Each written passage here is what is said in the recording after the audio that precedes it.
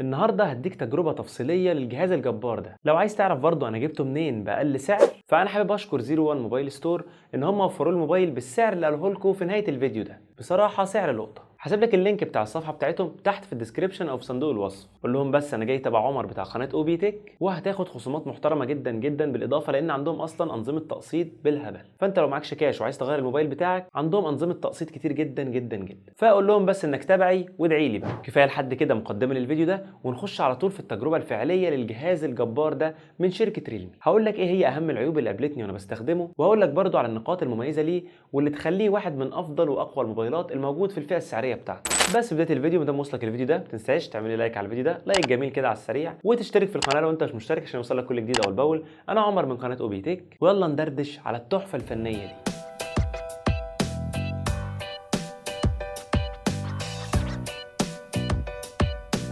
طيب مبدئيا كده، في اي حد يشوف الموبايل ده او يمسكه لازم يبدا الكلام عن التصميم او الديزاين بتاعه، لان الموبايل ده هو اشيك موبايل موجود في الفئه السعريه دي، بوزن خفيف جدا 185 جرام، وسمك نحيف جدا 8.2 ملم، وكل ده بالنسبه للون الاسود اللي معايا. وفي نسختين تانيين من الموبايل ده الظهر بتاعهم بيكون مصنوع من الجلد، وجايين بالوان اخضر او زيتي ولون تاني ذهبي. دول وزنهم بيكون اتقل والسمك بتاعهم اضخم سنه 197 جرام و8.7 ملم. فالنسخه اللي معايا هي الظهر بتاعها من البلاستيك، ولكنها انحف واخف. ما عندكش هنا في الموبايل منفذ 3.5 مللي لتركيب سماعه خارجيه، هتحتاج تجيب محول تايب سي عشان تشغل اي سماعه انت عايزها. اما بالنسبه لمسكه الجهاز فهي مريحه جدا جدا جدا، بسبب الشاشه الكيرفد اللي واخده استحواذ 90% من حجم الواجهه الاماميه للجهاز، ودي بصراحه من اروع واجمل الشاشات اللي موجوده في الفئه السعريه دي. عندك هنا شاشه بحجم 6.7 بوصه من نوع اموليد، جايه بمليار لون مع دعم ال HDR10 بلس، واللي بالتوليفه دي هتاخد افضل مشاهده محتوى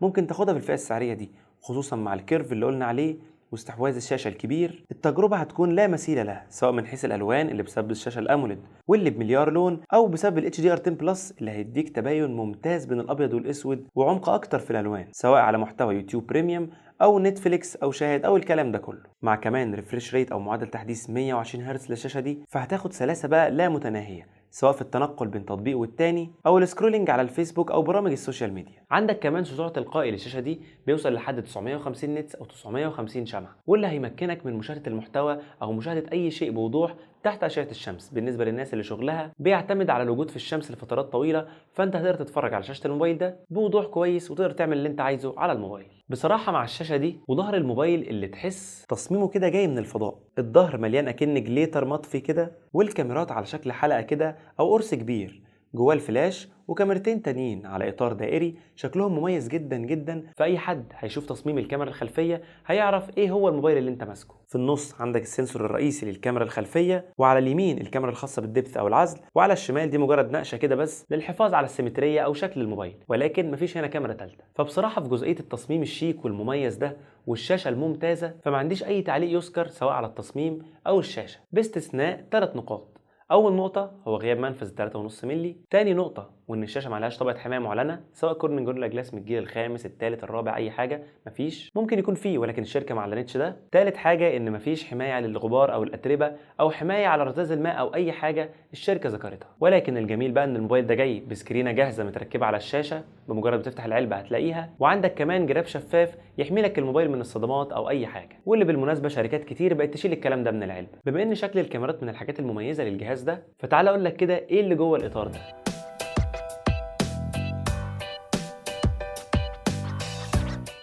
عندك في النص الكاميرا الرئيسيه او السنسور الرئيسي ال 100 ميجا بكسل اللي بفتحه عدسه اف 1.8، مع كاميرا تانية على اليمين ودي خاصه بالدبث او العزل وهي 2 ميجا بكسل، ملهاش استخدام كبير قوي. وبس كده، ما عندكش لا كاميرا الترا وايد ولا كاميرا تانية حتى للتصوير الماكرو او التصوير القريب. بالنسبه بقى لتجربه التصوير اللي بتطلع من السنسور الرئيسي ده، فهي ممتازه جدا الصبح من حيث التفاصيل او الالوان او ال HDR، واللي هو التباين بين اللون الابيض والاسود في الصور بصراحه طالعه ممتازه. اما بالنسبه لوضع ال 100 ميجا بكسل فده بيطلع لك تفاصيل اكتر وفعلا فارقه في الصوره، هيديك تجربه احلى، ولكن عيبها ان مساحه الصوره بتكون كبيره شويه، بتوصل لحد 20 ميجا. في عندك كمان في الموبايل وضع ال 2 اكس زوم من غير ما تخسر اي تفاصيل او اي كواليتي. بصراحه تجربتها كانت جيده جدا، وفعلا لما بتستخدم الوضع ده بيديك 2 اكس زوم اكن عندك بالظبط كاميرا تيليفوتو. والوضع ده عباره عن ان هو بس بيستخدم حجم السنسور الكبير ال 100 ميجا بكسل ويقص منه جزء، فبالتالي ما بتخسرش اي كواليتي ولا تفاصيل. وبالنسبه لجزئيه تصوير الاشخاص، فالصور كسكين تون او لون بشره تحس واخده تنت كده بامبي شويه. ممكن نوعيه من الصور دي تعجب البنات او حاجه، ولكن بحسها مع الرجاله مثلا ملهاش داعي قوي. وبالنسبه لو مصدر الاضاءه في وشك مباشره،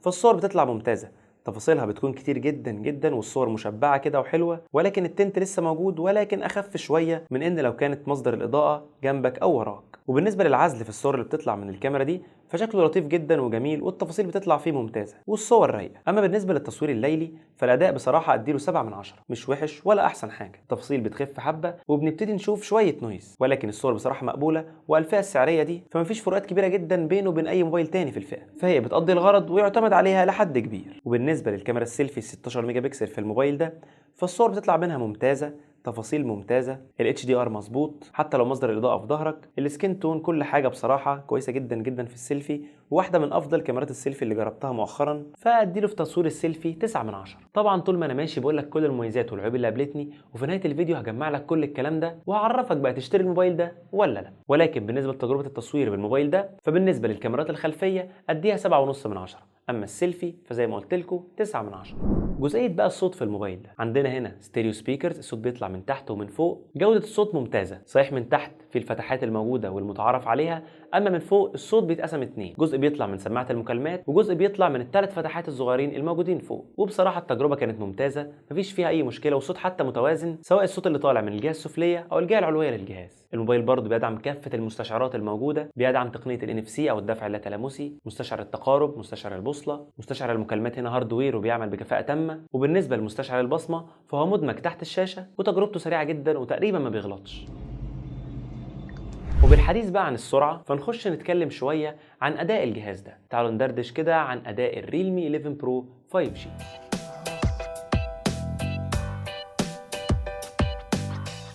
بالنسبه للسوفت وير بتاع ريلمي 11 برو، فهو جايب احدث اندرويد موجود وهو الاندرويد 13 المثبت عليه واجهه ريلمي الريلمي 4.0. بصراحه الواجهه مليانه مميزات كتير جدا جدا جدا، زي السمارت سلايدر او السلايدر اللي بتسحبه وتفتح منه اي تطبيق انت عايزه ويتفتح لك كفلوتنج ويندو او نافذه عائمه على التطبيق اللي انت موجود عليه. عندك برضو الفولدر انلارجمنت او اللي هو تكبير الفولدرات الموجوده على الديسكتوب او الباك جراوند بتاع الجهاز. عندك برضو ميزه الاولويز اون ديسبلاي، وعندك برضو ميزه انك تقدر تنقل ملفات من ابلكيشن للتاني عن طريق بس انك بتفتح فلوتنج ويندو او ويندو كده تانية للبرنامج اللي عايز تنقل منه، وليكن مثلا الجاليري، وتعلم على الصور اللي انت عايزها وتاخدها تشدها جوه الماسنجر. لو حابين فيديو نفصص فيه اكتر واجهه ريلمي اكتبوا لي تحت في التعليقات، انزل لكم فيديو منفصل عن كل المزايا الخاصه بواجهه ريلمي. وبالنسبه بقى للمعالج او البروسيسور الموجود في الجهاز ده، فهو احدث معالج متوسط من شركه ميديا تك وهو الدايمنسيتي 7050 5G. المعالج ده يعتبر ابجريد طفيف جدا او ريبراندنج للدايمنسيتي 1080 الموجود مثلا في موبايلات زي السامسونج الاي 34 او الريلمي 10 برو بلس بتاع السنه اللي فاتت. بيميزه بس انه من اكتر المعالجات المستقره في الفئه السعريه دي، بل وفئات اعلى كمان. اختبارات الثروتلينج للسي بي يو او الجي بي يو طلعت نتائج ممتازه على الجهاز ده، حتى بالضغط عليه او اللعب لفترات طويله هتاخد اداء سلس ومستقر لابعد حد، سواء على النسختين المتوفرين للجهاز ده، النسخه ال 256 جيجا مساحه تخزين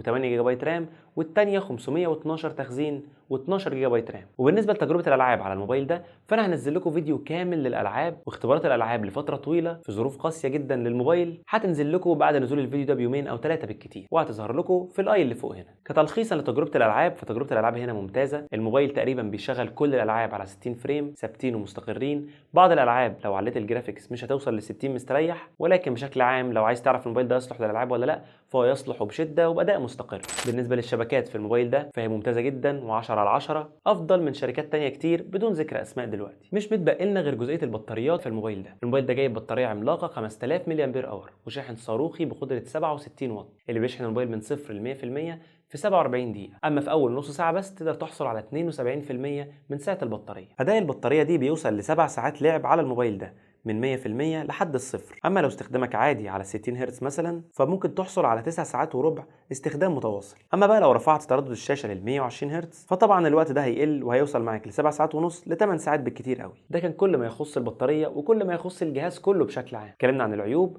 والمميزات. تعالوا بقى نلخص الكلام ده كله واقول لك تشتري الموبايل ده ولا لا، والموبايل ده سعره كام اصلا. يلا بينا. طيب بالنسبه لجزئيه السعر، فالموبايل ده سعره للنسخه ال 256 جيجا مساحه تخزين و8 جيجا بايت رام وقت تصوير الفيديو ده 12500 جنيه، ولكن انا جبتها زي ما قلت لكم من 01 موبايل ستور ب 12200 جنيه، ففرق 300 جنيه بصراحه انت اولى بيهم. طيب الموبايل ده بقى من الاخر موجه لمين؟ الموبايل ده موجه لشخص بيدور على موبايل شيك ويكون مميز كده في الفئه السعريه بتاعته، وبالذات في الفئه المتوسطه، لان الفئه المتوسطه تقريبا من اكتر الفئات اللي مفيش فيها اي اختلاف في التصميم ومفيش حاجه مميزه، ولكن الموبايل ده اللي بيميزه انه جاي لك بشاشه كيرفت بقى وتصميم يبان بريميوم من بره، حتى لما بتمسك موبايل نحيف جدا، وزنه خفيف وتصميمه شيك. او لشخص بيدور على تجربه اداء مستقره جدا بسبب البروسيسور وواجهه ريلمي الخفيفه جدا جدا. ويا سلام بقى لو كنت جيمر او بتحب الالعاب، فهتاخد تجربه من افضل واسلس التجارب واكثرهم استقرارا في الفئه السعريه دي. او لو يهمك شاشه جذابه للعين وفعلا تحب تشوف محتوى عليها، فهتكون شاشه الريلمي 11 برو خيار ممتاز بالنسبه لك. معاك برضو في الموبايل ده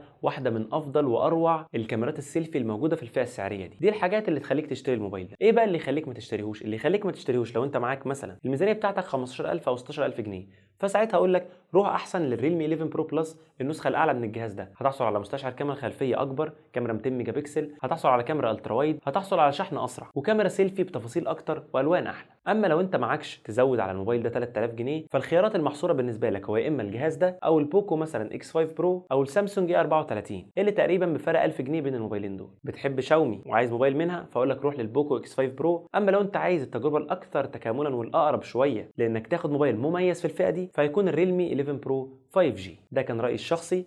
المهم رايك انت اكتبوا لي تحت في التعليقات، وما تنساش في نهايه الفيديو اللايك بتاعك الجميل وتشترك في القناه لو انت مش مشترك عشان يوصلك كل جديد اول باول. انا عمر من قناه اوبي تك، واشوفكم في فيديو جديد. سلام.